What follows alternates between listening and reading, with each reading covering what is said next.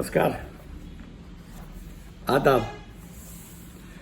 आपका मेरी अपनी महफिल में एक बार फिर इस्तकबाल है, स्वागत है। आजकल मैं आपको सुना रहा हूं जनाब नसीरुद्दीन शाह साहब की खुदनविश्त।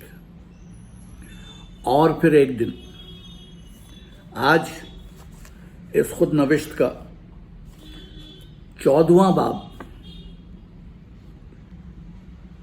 14th चैप्टर, हीबा खुदा की नेमत। 14वां बाब, 14th चैप्टर, हीबा खुदा की नेमत। दिल्ली से अलीगढ़ का बस का किराया 7 रुपये था और जिस अस्पताल में परवीन थी वहां तक अलीगढ़ बस अड्डे से रिक्शे के 8 आने 50 पैसे लगते थे। तकरीबन 1 बजे दोपहर में पहुंचा तो मेरी सास ने खबर दी कि बेटी हुई है 6 बजे सुबह। खुशखबरी का तार भी मुझे उसी दिन भेजा जा चुका था। तब तक मैंने इस बात का सामना नहीं किया था कि बेटा पाने की मेरी ख्वाहिश किस कदर शदीद थी। आज इतना दूर आ चुका हूं उस दिन से कि वो जानलेवा मायूसी अब कबूल कर सकता हूं जिसने उस पल मुझे जकड़ लिया और काफी देर तक छोड़ा ही नहीं। बेटी मेरी लड़कपन मर्दानगी कराने लगी। असली मर्द तो बेटे पैदा करते हैं। मुझे डर था कि दोस्त खिल्ली उड़ाएंगे और बाद में जेआर की अगुवाई में खूब उड़ाई भी। मैं तो कब से मन ही में अपने बेटे के साथ पंजा लड़ा रहा था, बंदूक चलाना, क्रिकेट खेलना सिखा रहा था। पर बेटी, रिक्शे वाले ने मान कर के इस खुशी के मौके पर बाकी रकम बख्शिश हो गई। मुस्कुराते हुए रुपए का जो नोट मैंने दिया था नेफे में अड़स लिया। मैंने 8 आने वापस लेने पर इसरार किया और अपनी बच्ची को भी देख पाऊं उससे पहले खासी मनूस बहस करने लगा उस टुच्ची सी रकम पर। लेकिन 50 पैसे उस वक्त मेरे लिए बहुत मानी रखते थे, शायद अपनी औलाद से भी ज्यादा। परवीन ने हीबा नाम पहले ही तय कर लिया था। बेटे के सपने पालने के बावजूद मैंने नाम भी नहीं सोचा था। पहली बार हीबा को देखकर उसकी असलियत का एहसास हुआ मुझे। मच्छरदानी से ढके छोटे से पालने में सो रही थी वो नन्ही सी खुदा की नेमत। उसे हाथ लगाने की हिम्मत भी नहीं हुई कि वो जागी और पहली दफ़ा उसकी आवाज़ सुनी तो उसे गले लगाने को जी चाहा, लेकिन फिर हिचकिचाया। किसी बच्चे को कभी गोद में लिया तक नहीं था मैंने। बच्चे मुझे पसंद ही नहीं थे, शोर मचाते और गंदगी करते थे। अपनी बाहों में उस नाजुक चीज़ को उठाना चुनौती से कम न था। फिर जब उसे दूध पिलाते वक्त मुझे अनदेखा किया जाने लगा तो हर एक बचकाने पिता की तरह मुझ में भी वो तीखी हसद पैदा हुई जो सिर्फ मर्द महसूस करते हैं, अपने ही बच्चे से जलन। ज़चगी के दौरान परवीन ज्यादा ही चिड़चिड़ी हो चली थी। उसकी कोख में जो चमत्कार पनप रहा था उसके बारे में मेरी जहालत और मुझसे की जा रही उम्मीदों की तरफ मेरी मुकम्मल लापरवाही, दोनों से हमारे ताल्लुकात कुछ चटकने लगे। सुलगते हुए झगड़े होते जिनमें हमेशा मेरा पलड़ा हल्का रहता। जिनसी ताल्लुकात पर पाबंदी को झेलना भी आसान नहीं था मेरे लिए। मेरी नीयत और नज़रें फिर से मंडराने लगीं और एनएसडी की एक दूसरे साल की कबूल सूरत नाज़रीन आर पर जा टिकी थी। 3 पेनी ओपेरा नाटक में तवायफ के रूप में वो पहले ही मेरे जहन में घर कर चुकी थी। जब जान पहचान बढ़ने लगी तो शायद ही ऐसा कोई दिन होता जो हम साथ न गुजारते। एनएसडी में मेरा दाखिला और परवीन के हमल का आखिरी महीना एक ही था। जिस कैफियत से वो गुजर रही थी वो तो कभी भी आसान नहीं होती। और 35 की उम्र में बच्चा जनने की कगार ही है। 20 साल का ठरकी नौजवान मैं अपने ही इश्क में मुब्तला, फर्ज से बेखबर, जान ही नहीं सका उस जिस्मानी आजमाइश को जो उस पूरे मामले का लाजिम हिस्सा है, और ना ही उससे जुड़ी रूहानी खुशी को। जिस नन्ही सी जान को दुनिया में लाने में मेरा हाथ था, उसके लिए मेरे पास वक्त ही नहीं था। एक पुराने टोकरे और बांस की खपच्चियों से परवीन ने एक हसीन सा पालना बनाया, जिसमें हिबा ने अपने पहले कुछ महीने गुजारे। उसे बनाने तक में मैंने कोई मदद नहीं की। कभी कभार यूनिवर्सिटी के बागीचे से कुछ गुलाब चुराकर अपनी साइकिल की टोकरी में रखकर परवीन के लिए लाता, जिससे वो खुश तो होती, पर उसे छोड़ मैंने एक बेफिक्र, लापरवाह, बेवकूफ़ नौजवान का किरदार खूब निभाया। एक बाप का किरदार मेरी समझ से कोसों दूर था।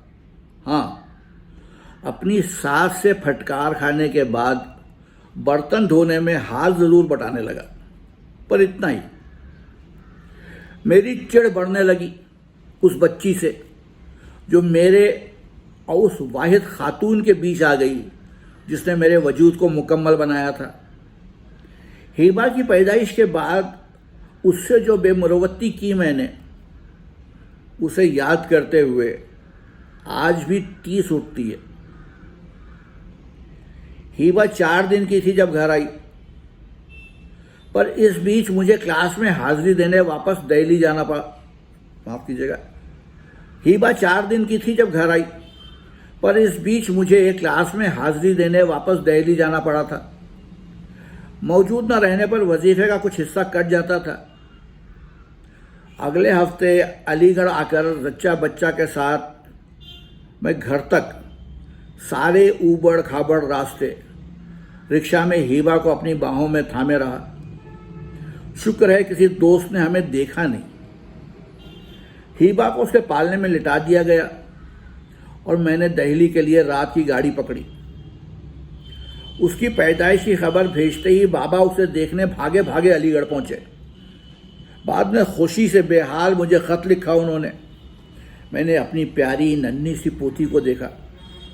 उसका नाम अतिया रखा है मैंने। बाबा के दिए नाम के बारे में परवीन को बताया, पर कोई हैरानी की बात नहीं कि हिबा नाम ही कायम रहा। बेटी पाने की खुशी बहरहाल चौबाला हो गई बाबा की, जब कुछ साल बाद मेरे दोनों भाइयों के घर 4 लड़कियां हुई। बाबा ने उन सब के लंबे लंबे 2 नाली नाम रखे, जिनका कभी इस्तेमाल न होने पर बच्चियों को काफ़ी राहत मिली। हिबा के आने के बाद बाबा और मेरा ज़रा दोस्ताना बर्ताव तो हो गया, पर अब परवीन से दूरी बढ़ने लगी थी। वो हर पल हिबा की परवरिश में डूबी रहती। लगा हमारे बीच कहने सुनने को कुछ बचा ही नहीं, ना बांटने के लिए। पेशावर कलाकार की ज़िंदगी जीने के मेरे जुनून में उसकी दिलचस्पी कुछ कम होने लगी। जिस्मानी दूरी भी बढ़ने लगी। मैं उसका नन्हा सा मज़ेदार खिलौना तो रहा नहीं था। अब ऐसा किरदार कर रहा था जिसे निभाने की सकत मुझ में नहीं थी। हर हफ्ते अलीगढ़ जाना महाना हो गया। वहाँ रुकने को जी नहीं चाहता था। वहाँ अब सिर्फ दूध की बोतलों और पोतड़ों का बच्ची को सुलाने, नहलाने, साफ करने, डकार दिलाने का ही माहौल रच गया था। उन सब कामों से मुझ जैसे हीरो का क्या लेना देना। जहाँ बच्ची की देखभाल में मुझे कतई दिलचस्पी नहीं थी, वहाँ परवीन का उसी में मगन रहना फितरी था। एक अरसे से बच्चे की तमन्ना लगाए बैठी थी वो,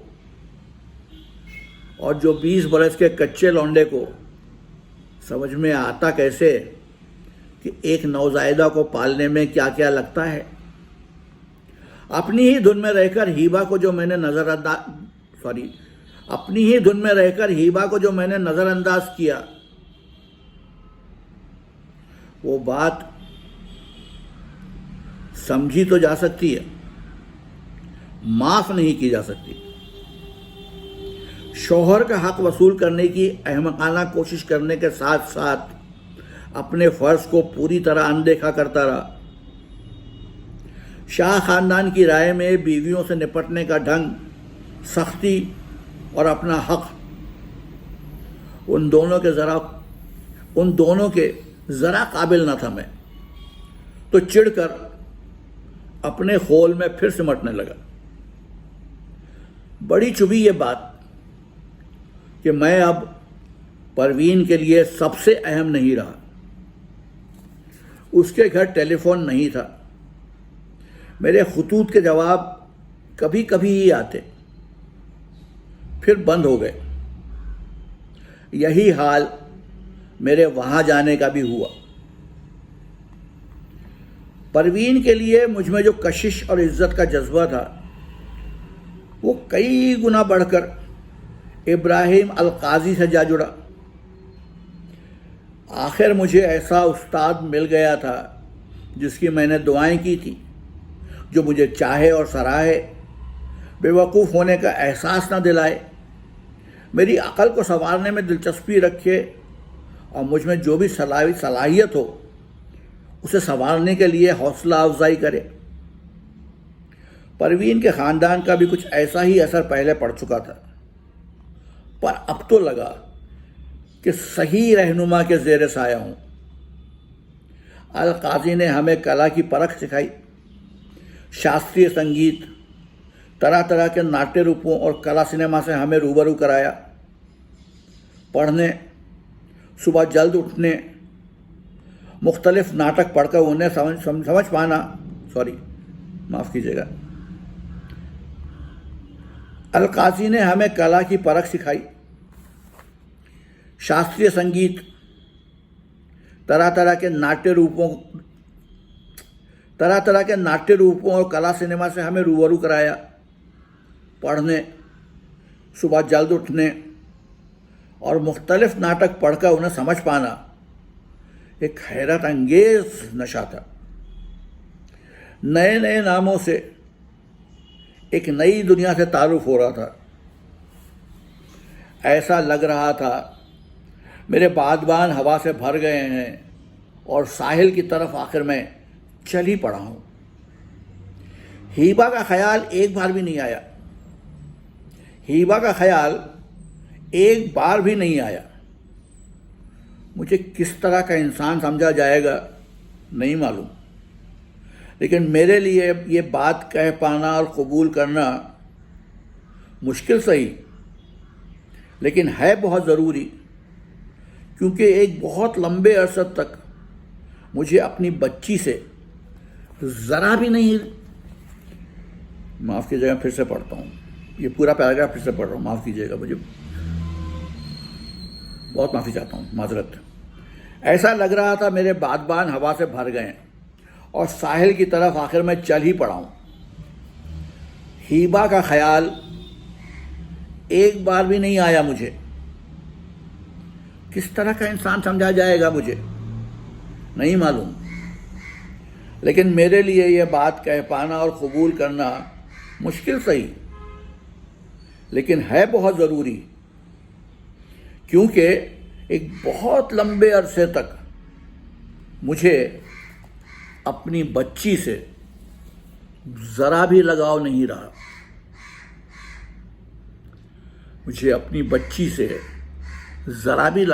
रहा। ये था। और फिर एक दिन का 14वां बाब, 14th चैप्टर। कल फिर आऊँगा और आपको इसका 15वां बाब, 15th चैप्टर सुनाऊँगा।